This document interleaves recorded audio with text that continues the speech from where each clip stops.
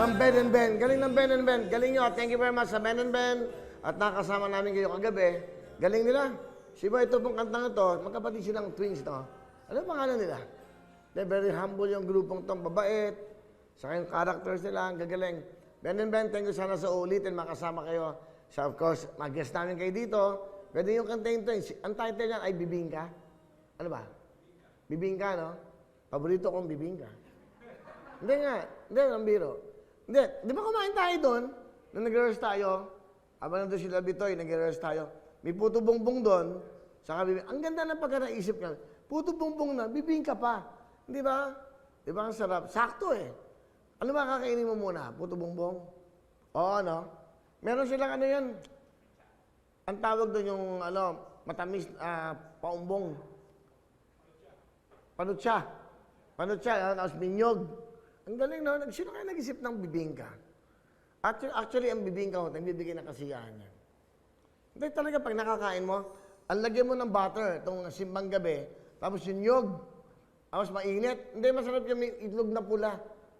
Yun ang mga bibingkang, sama natin, sa may simbahan yan eh. Di ba?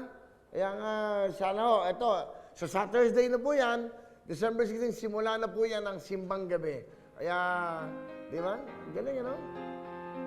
Ang ganda ng title ng bibingka. Very successful to mga to, very talented at very humble. Kaya very successful sila. So, the management of Ben and Ben, so Ben and Ben, thank you so much. Sana magkasama tayo ulit sa susunod. Malay nyo. Di ba?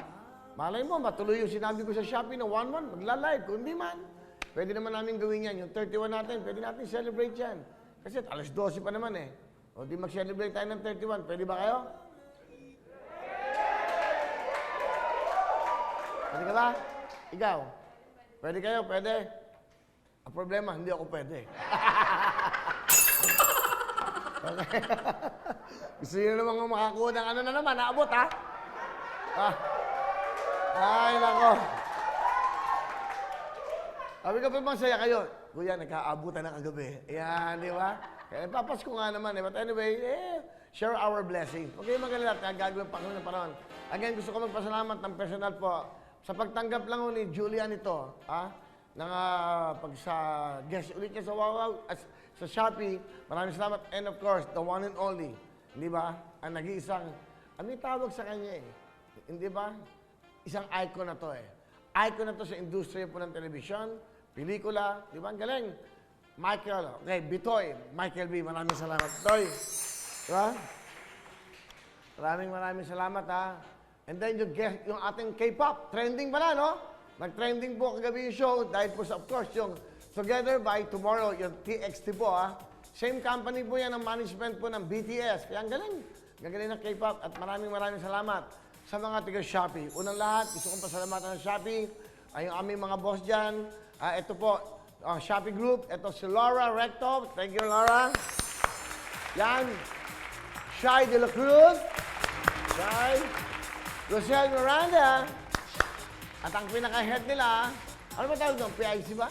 Person in charge. Okay, wala yung back kasi Neil, our boss, Neil Raagas. Okay, thank you so much. Thank you so much. And also to Miss Thea, Julo, and Clarissa Yu, who's also part of this production.